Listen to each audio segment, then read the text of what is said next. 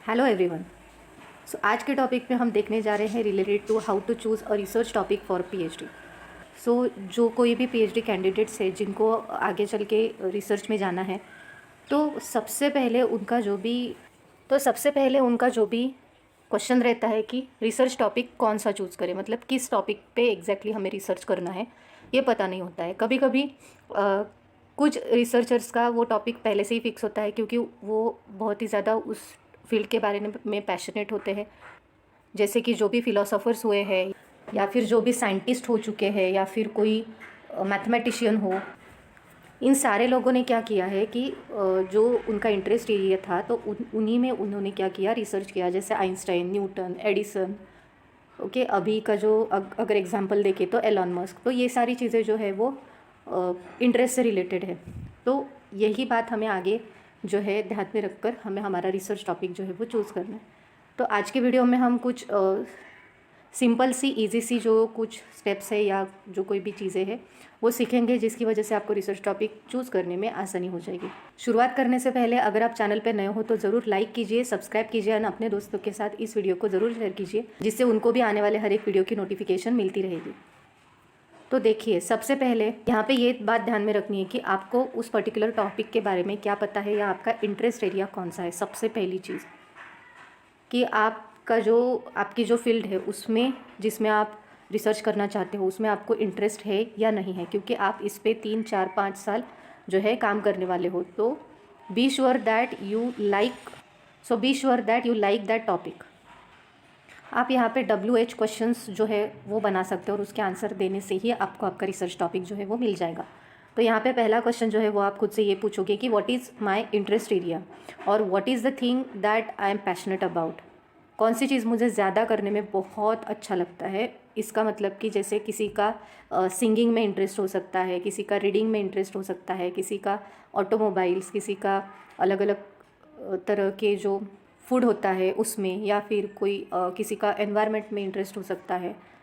ऐसे बहुत सी फील्ड्स है, तो ये देखना कि कहाँ पे आप पैशनेट हो। सेकंड इज़ इन्वेस्टिगेट, मतलब अभी यहाँ पे व्हाट क्वेश्चन पूछा आपने खुद से, अभी नेक्स्ट है वेयर, मतलब कहाँ से आपको इसके रिलेटेड डेटा मिलेगा जिसकी मदद आपको अपने रिसर्च में होने वाली है।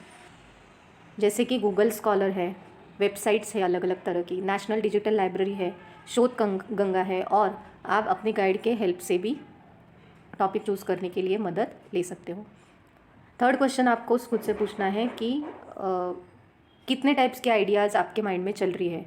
हाउ मच, मतलब कि ऐसा नहीं है कि आप स्पेसिफिक आइडिया पे फिक्स हो जाओगे पहले से ही, नहीं, आपके बारे में बहुत सारी जो है कन्फ्यूजन रहेगा कि ये करूँ या ये करूँ, इससे ज़्यादा अच्छा रहेगा कि इससे।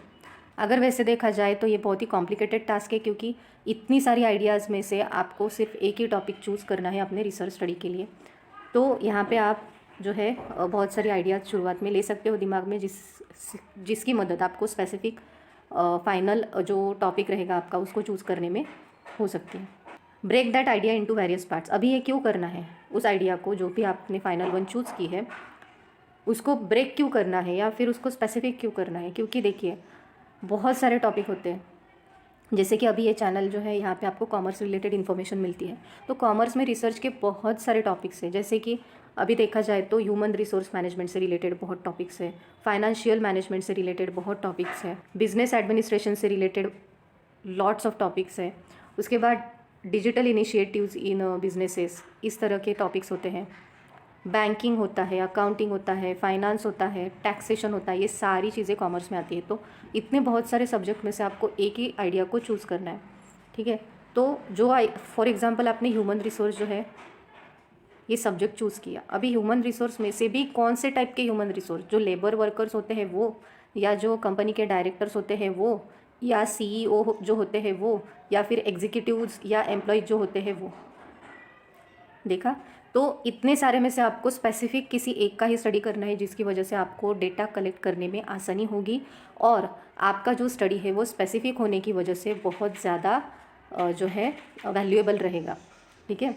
सो स्पेसिफिक आना है, जिसकी वजह से आपको डेटा कलेक्शन या फिर आपका जो टाइम है वो भी बचेगा।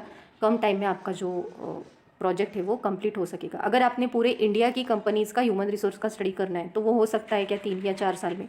बिल्कुल भी नहीं। तो ये बहुत ही जनरल टॉपिक है, बहुत बड़ा टॉपिक है। So you have to choose particular company के जो ह्यूमन रिसोर्स है वो, उनमें से भी जो स्पेसिफिक वो जो है वो, ओके। तो ऐसे अगर आप स्पेसिफिक करोगे तो उसका ज़रूर आपको फ़ायदा होगा।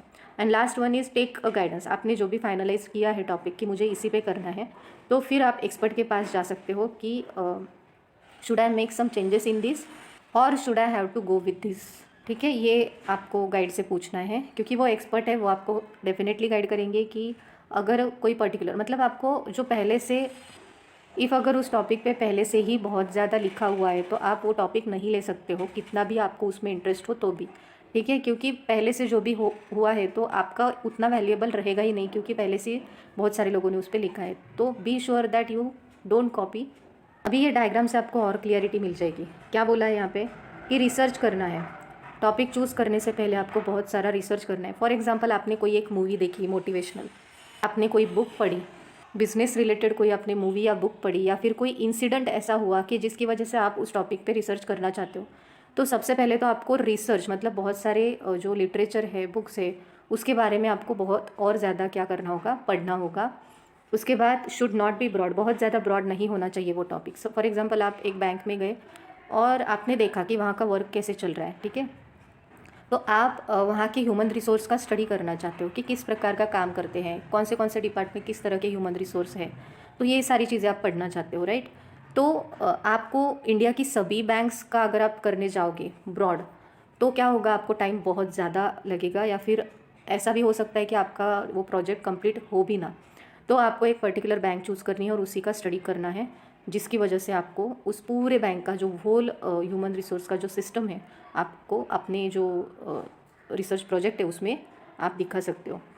नेक्स्ट है नो ऑल द रिक्वायरमेंट्स। क्या क्या करना होगा, क्या क्या चैलेंजेस आ सकते हैं, ये सारी चीज़ें आपको ध्यान में रखनी है। Relevant to your field of study. Yes, bank में आप साइंस के स्टूडेंट हो और बैंक की स्टडी कर रहे हो तो that is not relevant to your specific field of study.